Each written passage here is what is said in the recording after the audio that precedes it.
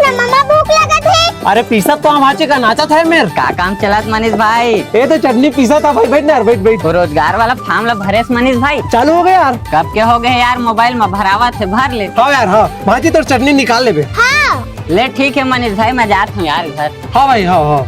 नाम मनीष स्टार, निवासी 18 साल।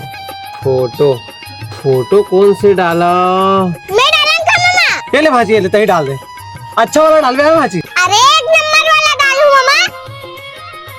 हाँ हो गई मामा, ये ले। दे भाजी, अब तो रोजगार के टेंशन ही नहीं है। अरे काकर फोन आते? अरे सचिव सर क्या रहे? हाँ सर। तही भरे इसका बेरोजगारी वाला फॉर्म ला। हाँ हाँ मैं ही तो भरे हूँ सर। आना थोड़ा सा ग्राम पंचायत में बात करना है। हाँ हाँ ले ठीक है, आवत हो। अरे तुरंत बुला दो भाजी, चल जाबो का। हाँ चल।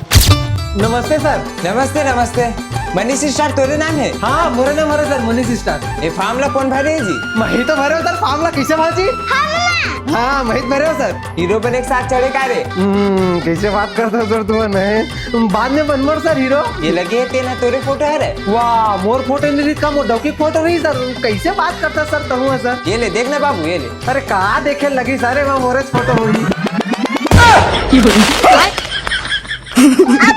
सारा फार्म में सलमान खान के फोटो लगा था भाई।